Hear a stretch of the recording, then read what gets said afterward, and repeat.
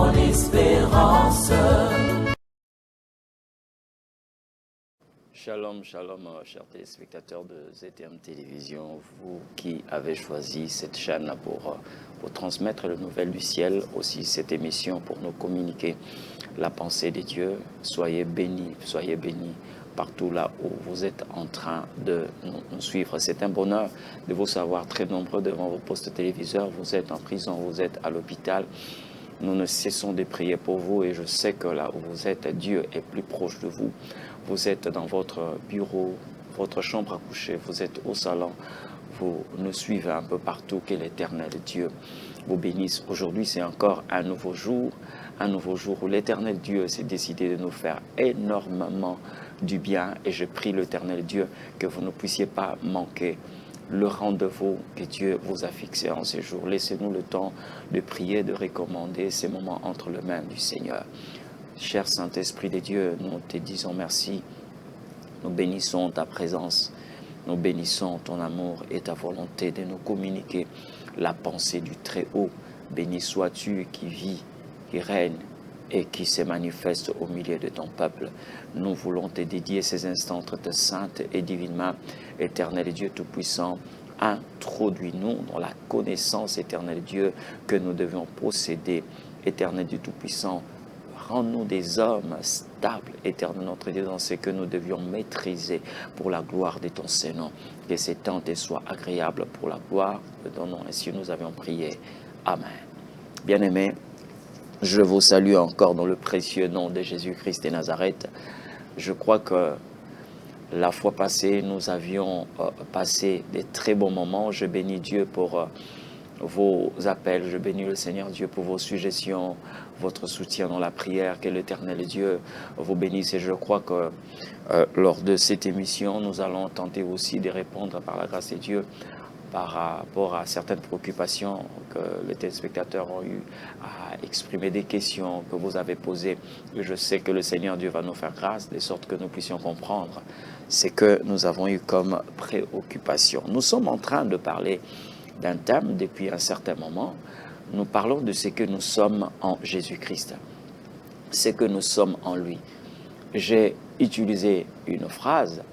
Cette phrase a été communiquée par le Saint-Esprit et j'ai voulu la partager avec nous tous. Le Seigneur a dit, il ne nous a pas laissés tel qu'il nous a trouvés, mais il viendra nous prendre tel qu'il nous a laissés.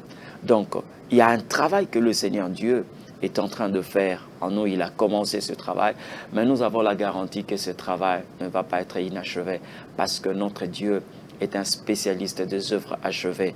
La Bible me dit, c'est lui qui a commencé en vous cette bonne œuvre, l'achèvera et la rendra parfaite. Donc ici, nous sommes en train de parler de ce que le Seigneur a fait en nous. Vous savez que cette émission, comme l'intitulé le dit, voici l'époux, nous parlons de Jésus, ce qu'il est et ce qu'il fait. Ce qu'il est et ce qu'il fait. Donc nous parlons de Jésus-Christ. Alors, ici, nous sommes à notre 7e numéro où nous sommes en train de découvrir ces de grandes richesses, c'est que nous avions bénéficié, le fait seulement de lui appartenir. Et aujourd'hui, nous allons voyager dans le 2e épître de Corinthiens, le chapitre 5, le verset 17, un verset connu de tout le monde, je dis bien d'un grand nombre de gens, et nous avons l'habitude de le répéter, mais aujourd'hui, par la grâce de Dieu, nous allons voir ce que le Saint-Esprit de Dieu nous a préparé par rapport à ces messages. 2 Corinthiens, chapitre 5, le verset 17. Si tout le monde parle le même langage que moi, nous allons lire la parole du Seigneur. La Bible dit, « Si quelqu'un est en Christ, il est une nouvelle créature. Les choses anciennes sont passées, voici toutes choses sont devenues nouvelles. » J'aimerais lire la version Parole de vie. La Bible dit, « Si quelqu'un est en Christ, il est créé de nouveau. » Il est créé à nouveau. Voici, sont passées les choses anciennes et les choses nouvelles sont là. Bien-aimés dans le Seigneur, nous connaissons très bien ces textes de la Bible pour les lecteurs de la Bible. Si une personne est en Christ, c'est que nous sommes en lui. C'est le fait que nous soyons en Jésus-Christ. La Bible dit, nous sommes une nouvelle créature. Nous sommes devenus une nouvelle créature. Donc, nous sommes créés à nouveau. J'entends les gens quelquefois dire, si c'était à refaire. Si c'était à refaire. J'ai même entendu quelqu'un exprimer le regret de voir la vie qu'il était en train de mener. Il dit, mais si c'était à refaire, si Dieu pouvait me demander refaire le monde, en tout cas, je n'aurais pas choisi la vie que je suis en train de mener. C'est vrai qu'il était en train de parler, il était en train de faire allusion à sa vie sociale. Il n'y avait rien de spirituel. Pour lui, c'était des choses de ces mondes. Mais bien aimé dans le Seigneur, qu'à cela ne tienne, le Seigneur nous a donné l'opportunité de refaire les choses en Jésus. Il y a une possibilité que nous puissions refaire, mais c'est en Christ. Parce que la Bible dit que si nous sommes en Jésus, nous sommes devenus une nouvelle créature. Je l'ai dit, à chaque instant que vous rencontrez le Seigneur, vous ne devez pas passer à côté du verbe devenir. Tous ceux-là qui ont eu à rencontrer le Seigneur, tous ceux-là qui se sont approchés des dieux, ils ont connu le verbe devenir. Vous vous souvenez de ce que le Seigneur a dit par l'ange Gabriel à Marie? Il dit, le Saint-Esprit viendra sur toi et tu deviendras. Tous ceux-là qui viennent vers le Seigneur, tous ceux-là qui s'approchent de Dieu, connaissent le verbe devenir. Alors la Bible dit, si nous sommes en Christ, nous sommes devenus une nouvelle créature. Si quelqu'un, la Bible n'a pas indiqué une catégorie de personnes, parce que dans le quelqu'un, nous trouvons, c'est-à-dire le quiconque, toute personne qui est en Christ, cette personne est devenue une nouvelle créature. Donc, ici, je suis en train de faire cette différence entre l'ancienne créature et la nouvelle créature. C'est vrai que vous avez existé, mais vous devez comprendre maintenant que vous êtes en train de vivre dans la dimension d'une nouvelle créature ou encore une nouvelle création. Parce que vous allez vous souvenir de ce que la Bible est en train de dire concernant Jacob et Israël. C'était une même personne, c'est vrai. Mais bien aimé, sur le plan spirituel, Israël était différent de Jacob. C'est comme ça que le Seigneur Dieu est en train de dire par le prophète Ésaïe. Il dit, Jacob que j'ai créé, Israël que j'ai formé. Alors lorsque la Bible est en train de dire ici une nouvelle créature, nous voyons ici le verbe former. Et quand la Bible parle du verbe former, c'est-à-dire c'est la possibilité de passer par les mains des dieux et avoir la forme que Dieu voulait. Je ne parle pas ici de celui qui est seulement créé. Je prends l'exemple entre l'argile et la poterie. L'argile est créée, mais la poterie est formée. Lorsque vous voyez une poterie, vous allez retrouver aussi les empreintes du potier. Vous allez retrouver son intelligence, son savoir-faire. Mais l'argile est là, c'est-à-dire l'argile est là à l'état brut. Personne ne peut prendre seulement de l'argile comme ça à l'état brut et exposer ça quelquefois au salon. Exposer ça quelque part, non. Mais lorsque vous avez une poterie, vous pouvez prendre cette poterie qui est faite à base de l'argile et exposer ça quelque part. Et cet objet-là devient un objet de fierté. Et c'est comme ça que le Seigneur Dieu est en train de nous enseigner. En Jésus-Christ, bien-aimés, nous sommes recréés. Pour mieux utiliser l'image que nous sommes en train de voir ici, nous sommes formés. Nous sommes formés. Je suis en train de voir le monde du commencement. Lorsque Genèse est en train de nous présenter le monde du commencement, on dit au commencement, Dieu créa les cieux et la terre, mais la terre était informe et vide. Mais ce qui suit après, nous voyons comment est-ce que Dieu commence à donner la forme à ce qui était informe. C'est vrai que nous savons que Dieu ne peut pas créer quelque chose d'informe. Il y a eu certainement un acteur qui est venu pour détruire tout ce que Dieu avait créé, mais cela n'a pas empêché Dieu de donner la forme à ce qui était informe. Et c'est ce que nous constatons dans ces passages. Lorsque nous sommes en Christ, nous sommes devenus une nouvelle créature. Comment est-ce que nous pouvons encore expliquer cela? Bien-aimés, lorsque vous vous retrouvez devant un cours d'eau, vous vous rendez compte que quelquefois, comme on le dit souvent, la rivière peut avoir des sinuosités, ça n'a pas une forme exacte, ce n'est pas droit. Mais lorsque vous prenez cette quantité d'eau qui est en train de couler quelquefois sans une forme, vous mettez cela dans un récipient. Vous vous rendez compte, bien aimé, que le récipient donne une forme à cette eau que vous avez mis à l'intérieur. Et c'est comme ça, bien aimé, que l'eau peut prendre la forme du récipient, comme on le dit, tout liquide prend la forme du récipient qui le contient. Mais ici, Jésus-Christ devient un monde pour nous. Jésus-Christ devient un récipient pour nous. C'est-à-dire, même si notre vie n'avait pas de forme, lorsque nous sommes en Christ, nous avons une forme. Nous avons une forme. Donc, le fait seulement d'être en Jésus-Christ, vous devez cesser, bien-aimés, de vous considérer comme une personne informe. Vous avez une forme et les gens peuvent comprendre la forme que vous avez. Les gens peuvent savoir qui est-ce que vous êtes parce que vous avez une forme. Vous allez vous rendre compte, bien-aimés, lorsque quelquefois les gens veulent acheter de l'eau minérale, quelquefois, on est là seulement pour prononcer le nom. Donc, cette eau-là qui est entrée dans cette bouteille, je ne sais pas si c'est quelle compagnie, c'est une eau minérale. On dit seulement, donnez-moi telle, Suista, donnez-moi, je ne sais pas, Evan, donnez-moi tout ce que vous connaissez comme eau minérale. Ça veut dire que cette eau-là a maintenant une identité. Et c'est ce que le Seigneur Dieu a fait avec nous. Là où vous êtes, bien-aimés, vous devez vous considérer comme une nouvelle créature. Vous êtes recréé, vous êtes créé à nouveau. Et lorsque Dieu nous a créés à nouveau, bien-aimés, nous ne pouvons jamais échouer parce que les mains qui nous ont façonnés, ce sont les mains du Tout-Puissant. Ça veut dire que nous portons l'empreinte de la grâce, l'empreinte de la bonté de Dieu. Il est difficile que quelqu'un de pareil puisse échouer. C'est vrai, on a toujours présenté le premier Adam comme une œuvre que l'Éternel Dieu avait faite, mais cette œuvre avait échoué. Voyez? Pourquoi? Parce que le péché a intervenu.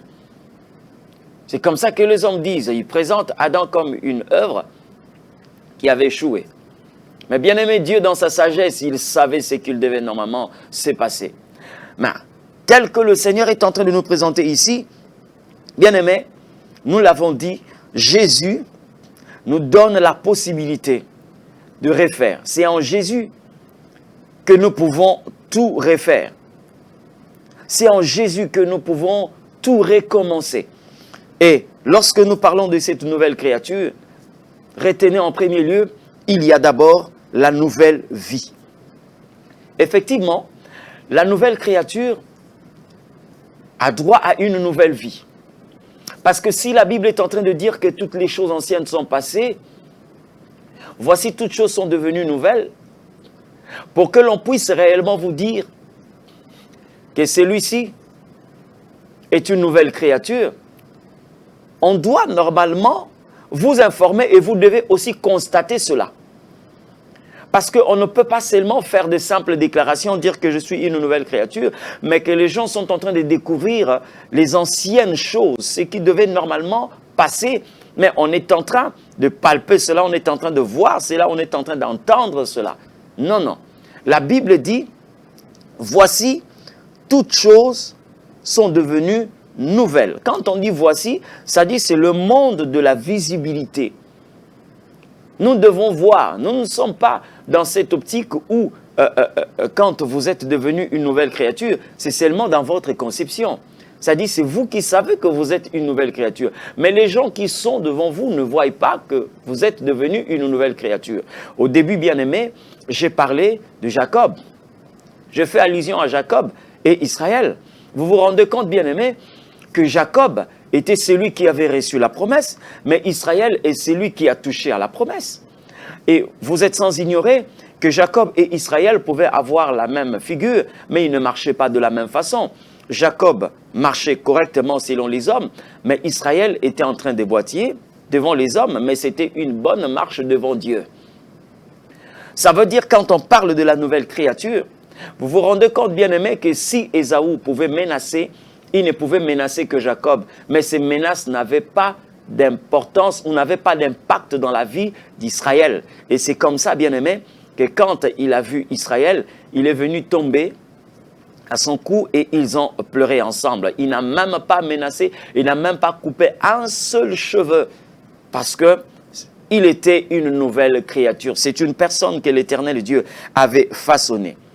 En tant que nouvelle créature, en tant que quelqu'un créé à nouveau, vous avez droit à une nouvelle vie. Nous connaissons tous ce que nous avions toujours mentionné, et lorsque nous parlons de la repentance, nous parlons d'un changement, nous faisons allusion à ce que subit la chenille, une mutation qui fait de la chenille un papillon. Et vous voyez que tout dans sa vie change. Je dis bien tout dans sa vie change. La forme, le régime alimentaire, la locomotion, tout alors change. Mais le Seigneur est en train de dire, est-ce que la nature ne vous enseigne pas? Est-ce que la nature ne vous enseigne pas? Bien-aimés, la nature doit nous enseigner. Et si nous sommes devenus une nouvelle créature, ce n'est pas seulement par le vocabulaire, ce n'est pas seulement par des simples déclarations, comme si cela devait normalement être un simple slogan, mais c'est une vie, une nouvelle vie qui doit normalement s'installer en nous. Nous sommes devenus une nouvelle créature. La nouvelle vie doit commencer. La nouvelle vie, c'est que nous allons mener et c'est que nous allons subir. C'est aussi la vie nouvelle. C'est la vie nouvelle. C'est-à-dire que si nous étions en face, quelquefois, comme je l'ai dit ici, la chenille, vous voyez la vie qu'elle est en train, elle mène avant qu'elle puisse subir cette mutation. Elle est en face des feuilles, des troncs d'arbres, des branches, mais quand elle devient un papillon, elle commence à affronter les airs. C'est vrai que la vie change, mais le papillon fait face maintenant à d'autres combats que la chenille ne pouvait pas connaître. C'est ça aussi la nouvelle vie. C'est comme ça là que vous allez vous rendre compte, lorsque vous étiez dans le monde, vous étiez confronté à d'autres combats, mais maintenant en Christ, vous êtes maintenant confronté à un autre type de combat. Et certaines personnes commencent même à parler comme les Israélites, en disant, là en Égypte, nous étions bien. Vous avez oublié que vous étiez esclaves. Nous étions bien, il y avait des pots de viande. On avait l'eau en permanence. Mais oui, mais parce que maintenant, là, vous êtes en train d'affronter le vent. Vous êtes en train d'affronter le vent parce qu'on vous a donné des ailes. Vous avez arrêté avec le feuille verte, vous êtes en train maintenant de sucer le jus, le fleur. Ça dit que tout a changé. Et nous devons, bien aimés, considérer cette nouvelle vie. Vous ne pouvez pas commencer à dire que vous êtes une nouvelle créature aussi longtemps qu'on est en train de vous retrouver là où vous étiez. Non, non, non, non. Nous voyons Jésus lorsqu'il était ressuscité. Les femmes sont venues chercher celui qui était crucifié. Mais on leur a dit, pourquoi cherchez-vous celui qui est vivant parmi les morts? Ça veut dire que quand vous passez de l'ancienne à la nouvelle, normalement, on ne doit pas vous retrouver là où vous étiez. On ne peut pas retrouver vos empreintes là où vous avez normalement déménagé. Il n'y a pas que la nouvelle vie, il y a aussi une nouvelle identité.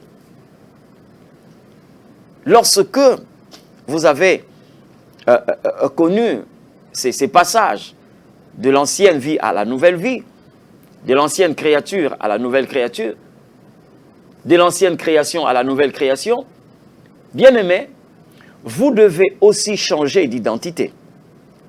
Je ne dis pas seulement que vous allez prendre votre carte d'identité pour avoir une nouvelle identité. Non, non, non, non, non.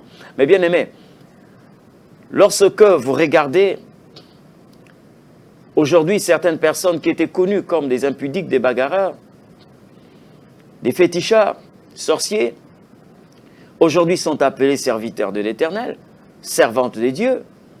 C'est une nouvelle identité. Et quand nous lisons Ésaïe chapitre 62, le verset 2, la Bible les dit clairement.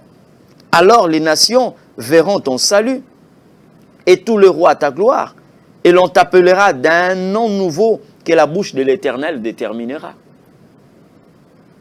Un nom nouveau. On t'appellera d'un nom nouveau que la bouche de l'Éternel déterminera. Je venais de faire mention ici de Jacob et Israël. Le voleur et le vainqueur. Vous connaissez aussi ce qui s'est passé avec Abraham, qui est devenu Abraham, notre père. Vous voyez? Le père exalté et le père d'une multitude. Dieu lui a changé de nom. Dieu lui a changé de nom. Gloire soit rendue à l'Éternel, que ce n'est pas Abraham qui est notre père, mais c'est Abraham qui est notre père. C'est comme ça lorsque vous lisez dans la généalogie de Jésus-Christ. Matthieu chapitre 1, le verset 1, on n'a pas parlé d'Abraham, mais on a parlé d'Abraham. Jésus-Christ, fils de David, fils d'Abraham. Et nous, bien-aimés, qui appartenons à cette alliance de Christ, la septième, l'alliance la plus parfaite, nous sommes descendants d'Abraham et non Abraham. Vous vous souvenez de quelqu'un, de la femme d'Abraham, qui est Sarah, qui était Saraï, qui est devenue Sarah. Une nouvelle identité. Mais la nouvelle identité, comme je l'ai dit, doit aussi apporter une nouvelle vie. Parce que si Abraham était stérile, mais Abraham n'était pas stérile. Si Sarah n'avait pas d'enfant, si Saraï n'avait pas d'enfant, mais Sarah avait Isaac. Et c'est cette nouvelle vie que nous devons normalement avoir. C'est la conséquence, en fait, de devenir, d'être une nouvelle créature. On pouvait se moquer de Saraï, mais personne ne pouvait se moquer de Sarah. Parce que c'était une nouvelle créature. Et mais lorsque je regarde même à la manière dont la Bible est en train de nous présenter ces choses, je me rends compte de quelque chose, bien aimé. C'est vrai que c'est Sarah. Lorsque nous comptabilisons l'âge de Saraï, nous allons nous arrêter quelque part. Mais bien aimé, quand l'Éternel a appelé Abraham, nous commençons à compter les années. Parce que, bien aimé, Jésus est l'élément absorbant. C'est-à-dire que votre vie passée, lorsque vous amenez votre vie passée en Christ, il est l'élément absorbant. Ça veut dire qu'il vous ramène à zéro. Et comment est-ce qu'on pouvait dire que Sarah avait 90 ans si nous considérons l'appel de Jésus-Christ dans leur vie ou dans la vie de ces couples? Quand est-ce Abraham a eu à célébrer la Sainte Seine? Mais normalement, tout devait revenir à zéro. Mais il y a de ces documents qui nous enseignent que depuis la Sainte Seine célébrée par Abraham jusqu'à la naissance d'Isaac, ça faisait 25 ans. Mais bien aimé, c'est normal qu'une fille de 25 ans puisse concevoir. Mais si nous pouvons parler des 90 ans, alors là, nous sommes en train de comptabiliser l'âge de Saraï et l'âge de Sarah. Mais lorsque l'Éternel Dieu leur a changé de nom, c'est des personnes qui étaient nées de nouveau. Ils étaient nés de nouveau. Et c'est ce que le Seigneur Dieu est en train de chercher dans notre vie. Bien-aimés, nous nous rendons compte que même Jacob, comme je l'ai dit ici, même Joseph n'a pas dérogé à la règle. Parce que quand Joseph a été appelé par le roi égyptien, Pharaon, la Bible nous enseigne que Pharaon lui a donné un nouveau nom, Sapnat Panéa. Il n'a pas dérogé à la règle. Donc c'est quelqu'un qui va quitter la prison pour devenir un gouverneur. Il est né de nouveau. Et lorsque nous parlons de la nouvelle identité, il y a aussi une nouvelle direction. Vous devez retenir ces choses parce que ça fait partie de votre vie. Ça fait partie de notre vie. Il y a une nouvelle direction que l'Éternel Dieu est en train de nous donner. Parce que vous ne pouvez pas, comme je l'ai dit ici, naître de nouveau ou exister en tant que nouvelle créature et reprendre l'ancienne direction. Non, non, non, non. Vous devez prendre une direction nouvelle. Et c'est comme ça que quand nous plongeons le regard dans l'histoire de celui qu'on a appelé le fou des Gadara, le fou des Gadara, Jésus lui a donné une nouvelle direction, des sépulcres à la ville. Et comment? Pas comme un fou, parce que lui aussi dans sa vie, nous voyons un changement d'identité. Le fou de Gadara est devenu le fou de Jésus, parce qu'il a publié la bonne nouvelle du Christ. Il a publié la parole des dieux. Dieu lui a donné une nouvelle direction. Et celui qui avait une mauvaise vie est devenu un serviteur de l'Éternel Dieu. Il est allé proclamer ce que le Seigneur Dieu a fait dans sa vie. Il a quitté le sépulcre pour la ville, et là où il est en train de proclamer la bonne nouvelle du royaume. Il n'y a pas que la nouvelle vie, la nouvelle direction. Quelle est votre nouvelle direction? Où est-ce que le Seigneur Dieu vous a envoyé? Nous avons vu des personnes qui étaient candidats à la mort, et quand le Seigneur Dieu les a sauvés, il dit, allez partout dans le monde, faites de toutes les nations des disciples. J'ai connu une personne atteinte du sida, malade, alors malade. Les gens étaient en train de voir, comme ils savaient qu'il était atteint d'une maladie incurable. Il était déjà dans une phase très évoluée de la maladie. Donc, on était en train de voir la morgue et le cimetière. Tout le monde avait les regards tournés vers la mort. Jésus l'a guéri. Jésus l'a rappelé. Il lui a donné une nouvelle direction. C'est lui qui n'avait que pour destination le sépulcre est maintenant en train de publier et de proclamer la parole de Dieu un peu partout. Dieu lui a donné une nouvelle direction. Et lorsque nous parlons de la nouvelle créature, il y a aussi, bien aimé, une nouvelle famille.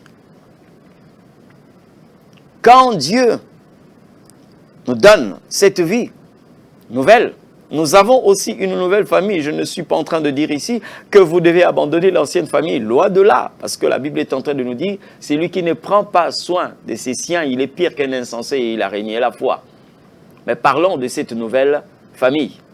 Parce que maintenant, nous avons une autre famille. Lorsque le Seigneur Dieu nous donne la vie nouvelle, nous avons une nouvelle famille. Jésus l'a dit, qui est ma mère et qui sont mes frères? Ce sont ceux-là qui font la volonté de Dieu. Mais gloire soit rendue à l'Éternel Dieu. Avant que je touche ce point, il y a d'abord, bien aimé, la paternité. Nous avons un nouveau père.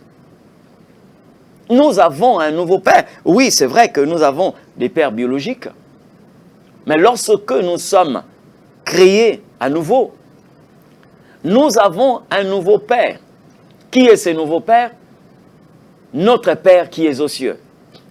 Dieu est notre Père. Et en tant que Père, bien aimé, nous avons maintenant la capacité de posséder l'héritage de notre Père.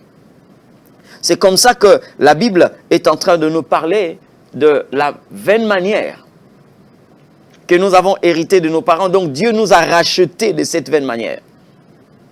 Parce que nous prenons maintenant part à l'héritage des dieux étant notre Père.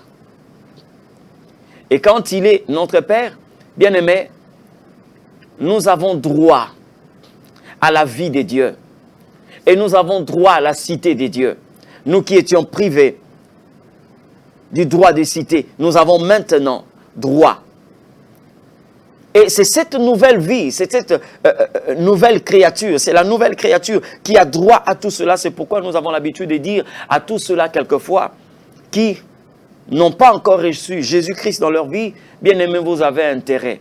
Parce que ces choses ne peuvent être que des simples informations pour vous, mais or la pensée de Dieu n'est pas seulement de nous informer, mais bien aimé, d'apporter un changement, une transformation par rapport à ce qu'il est en train de nous révéler. Alors, nous avons une autre famille, la nouvelle alors. Et c'est cette famille nouvelle, bien-aimée, comme je l'ai dit ici, je reviendrai sur un point dont j'ai parlé sur la nouvelle vie. C'est des choses que nous devons normalement exiger. Bien-aimés, si je peux revenir un peu sur ce point concernant la nouvelle vie. J'ai vu un homme dans la Bible. Il était un homme mortel, le roi Assuérus. Le fait d'être avec Esther, il a tout changé, presque tout changé dans sa vie. Celui-là était un homme mortel. À plus forte raison, Dieu, le grand créateur, c'est lui qui a des possibilités illimitées. Lorsque nous nous attachons à lui, est-ce que nous resterons la même personne? Je ne crois pas. Je ne crois pas. Bien-aimés, plusieurs personnes sont déjà dans une logique où Dieu a tout refait dans leur vie, mais tout demeure ancien dans leur tête. C'est comme ça que la Bible est en train de nous exhorter sur le renouvellement de l'intelligence. Sur le renouvellement de l'intelligence. Si le roi Cyrus a pu apporter quelque chose de nouveau dans la vie d'une femme appelée Esther, l'image que nous sommes en train de prendre pour expliquer la relation que nous avons avec le Christ, lui en tant qu'époux et nous, épouse, à plus forte raison, Dieu. Je suis en train d'exhorter quelqu'un, bien-aimé, nous devons normalement mener cette vie. Nous devons mener cette vie. Aujourd'hui, parler de la nouvelle créature, ça devient comme certaines personnes qui ont des diplômes à la maison. C'est-à-dire, son titre est resté à la maison.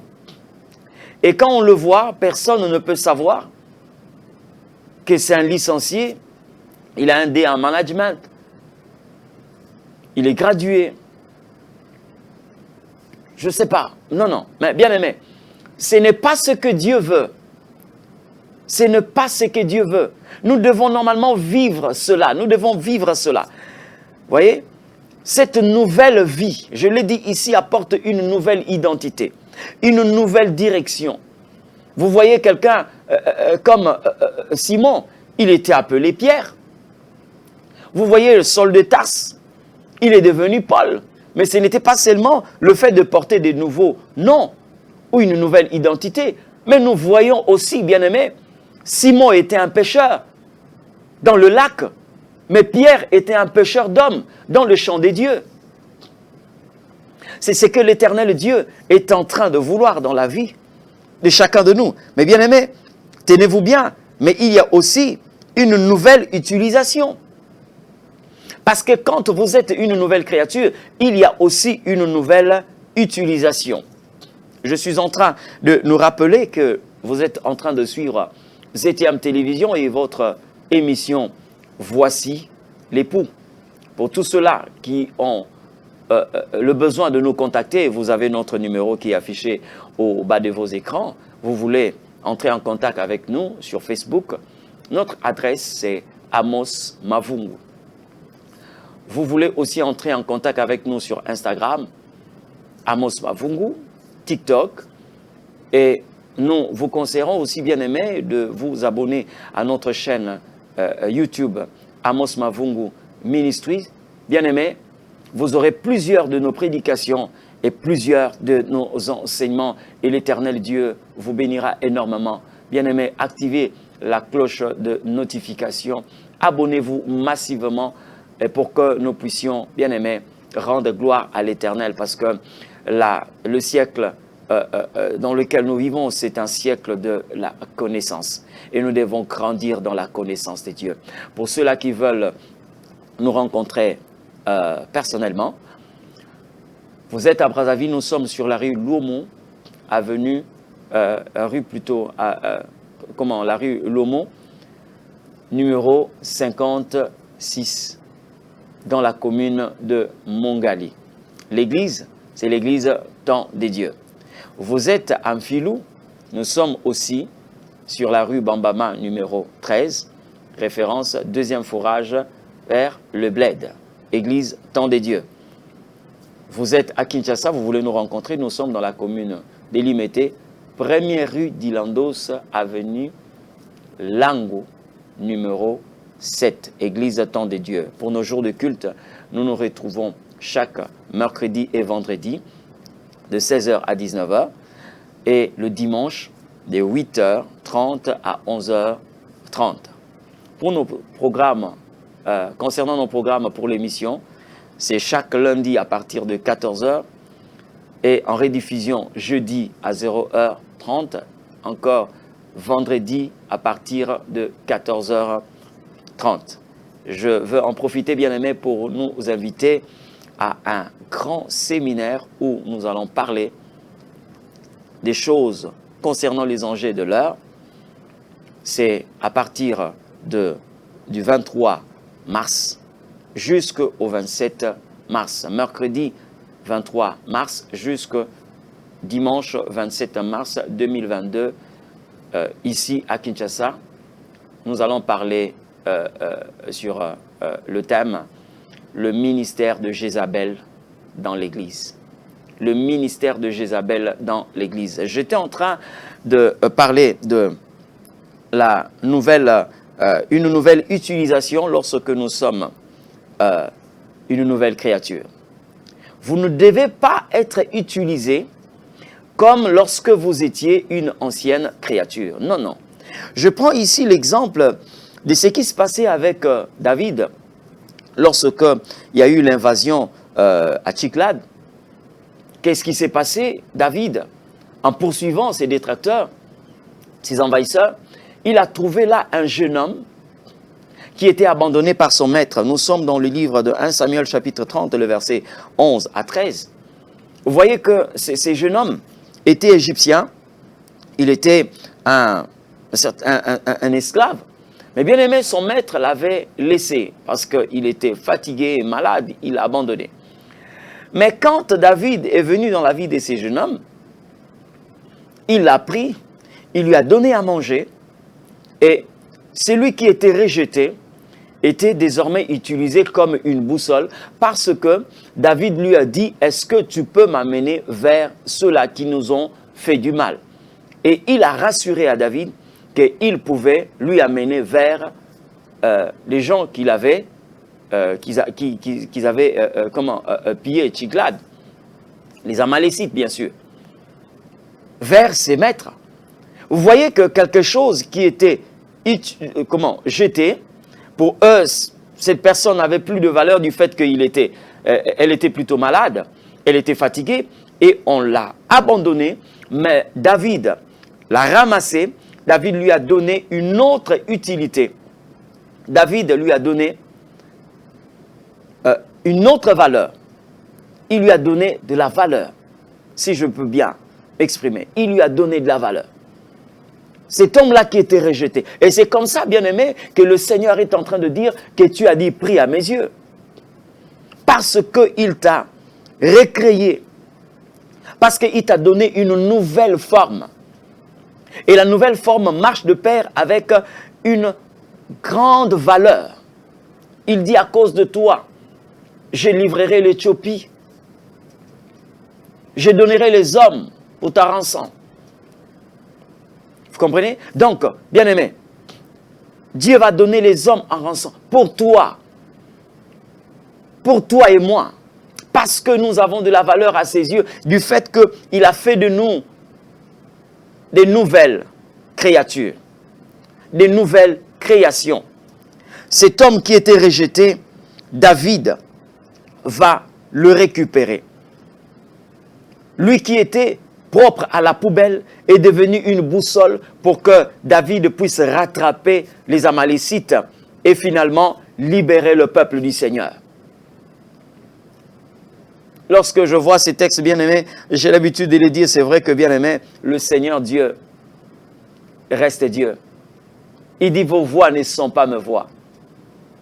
Et quand le Seigneur est en train de parler ici, bien-aimés, vous qui êtes là, sachez-le bien, que l'Éternel Dieu vous a pris et il va vous utiliser selon qu'il le veut. Vous voyez la manière dont, bien-aimés, vous avez servi le monde. Le diable vous a humilié. Il vous a amené, bien-aimés, à vous empiffrer d'alcool. Regardez aujourd'hui, lorsque vous commencez à regarder quelquefois vos albums, vos anciennes photos, vous avez quelquefois pitié de vous-même. Regardez la manière dont le monde vous a utilisé et la manière dont le Seigneur est en train de vous utiliser actuellement. C'est que nous sommes en lui. Vous êtes une nouvelle création. Bien-aimés, le temps, c'est le temps. Et à la télévision, c'est le temps. Je bénis l'Éternel Dieu pour votre disponibilité. Et j'aimerais, bien-aimés, que nous puissions prier pour vous qui êtes malades. Vous êtes dans une difficulté, vous ne savez pas vous en sortir. Bien-aimés, il y a quelqu'un. Le monde vous a rejeté, mais lui, il trouve que vous êtes encore important et vous avez du prix à ses yeux. J'aimerais que nous puissions prier. Seigneur éternel, Dieu Tout-Puissant, merci pour ces moments bénis. Merci pour ces temps merveilleux. Merci Jésus. Merci pour ta parole. Merci pour la grâce que tu nous as accordée de t'entendre, éternel notre roi. Merci pour la faveur que tu nous as accordée d'être, ô Dieu, une nouvelle création. Merci pour cette parole. Merci pour ceux-là qui ont reçu cette parole. Et j'ai prié, Seigneur notre Dieu, que ceci ne reste pas une lettre morte dans la vie de ceux-là qui ont engagé leur foi, éternel notre Dieu. Je te prie au nom de Jésus-Christ que la nouvelle identité influence leur vie, la nouvelle direction qui soit utilisée d'une manière nouvelle par toi, ô Dieu Tout-Puissant. Au nom de Jésus-Christ, que la vie nouvelle commence à se manifester. Ô Dieu, je te prie aussi pour ces techniciens qui travaillent toujours, éternel notre Dieu, pour le bien de ton peuple, qui soit béni, qui soit comblé de ta grâce. C'est là dans le nom de Jésus-Christ. Bénis, Seigneur Dieu Tout-Puissant, la journée d'aujourd'hui. Bénis, éternel notre Dieu, ton Église. Au nom de Jésus, ainsi nous avions prié. Amen. Que le Seigneur Dieu vous bénisse. Prenez soin de vous et à la prochaine. Merci. Richesse, la source de mes grâces, mon chant d'allégresse. Jésus, tu es ma tendresse, tu fais des promesses qui se réalisent, tu es ma sagesse.